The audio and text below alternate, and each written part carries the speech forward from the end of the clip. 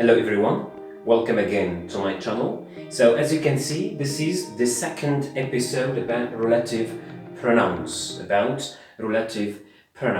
And as I promised, in this episode we are going to see the difference between who and whom, okay? Who and who, alright? Now in the previous episode we said that who and whom, both of them are used for, person, Both of them are used for person. And we also said that who is used as a subject, okay? And whom is used as an object, okay? Is always as an object, okay? As an object, okay? So this is what we said last time. Who as a subject and whom as an object, okay? So remember this. Now let's move to a very simple example so as we can easily differentiate between the two, okay? My friend who called me and my friend whom I called. So as you can see here, we have friend and friend. So friend is very simply a person, okay? A person. As I said, who and whom, both of them are for person. So friend and friend is person. So this is very clear, okay? This is very clear. Now they move. This is the verb, okay? This is the verb and this is the object, okay? So what is the subject? This is the subject, okay? So this is what is supposed to be the subject. Okay, now here we have whom. I is subject, called is a verb, and the object is very simply whom. So whom is supposed to be the object, okay? Now let's try to replace who and whom with a noun, so as we can very simply understand this, okay? So if we want to replace who and whom with a noun, what can we say in number one? We can say my friend called me, okay? My friend called me. And in number two, what can we say in number two? We can say I called my friend. Okay, I called my friend. So here, as you can see, my friend is an object. Okay, is an object. Okay, and in number two, my friend is a subject. Okay, is a subject. So as you can see here, who is normally a subject. Okay, as I said. Number two, I called my friend, so my friend here is an object, okay, is an object. That's why I said, okay, whom is for an object, okay, is for an object. So in this case, we can also replace my friend with, for example, he, okay, with he. We can say he called me, and he is very simply a subject pronoun, is for subject, okay, is a subject pronoun. But in number two, we replace my friend with, for example, we can say I called him, okay, I called him, or I called her, but here we can say he or she, okay, he or she. So as I said, who is always as subject, okay, is always as subject, but whom is always as object, okay, as object, as you can see, okay, very simple. Or you can easily remember this, okay, who is always plus a verb. But whom, as you can see, is always plus a subject. Okay, so very simply we can say whom plus, okay, the subject, and who is very simply plus, as you can see, who plus a verb. Okay, plus a verb. So this is something that you can remember. Okay, so whom plus subject and who plus the verb. Okay, plus the verb. Okay, so we take some examples here, so as you can better understand this, okay? Let's start.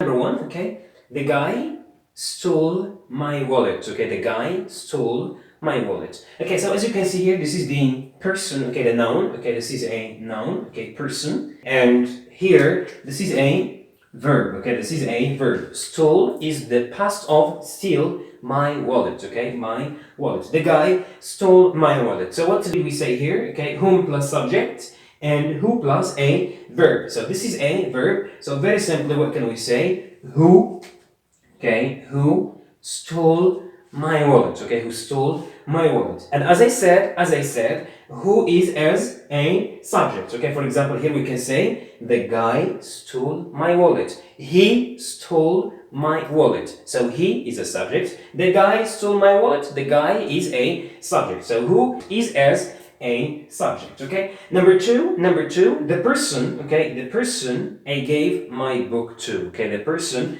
I gave my book to. Now here, the person again is the noun, okay, and here we have I, and I is a subject, okay, is a subject, and we say that whom is plus a subject. So very simply here we use whom, okay, we use whom, okay? Now the person whom I gave my book to, or very simply if we want to replace whom with a noun, I gave my book to the person. I gave my book to the person. So the person here is an object. So that's why I said whom is always as an object, okay? I gave my book to, now as you can see here we have a to, and this is actually what we call a preposition, okay? This is a preposition, okay?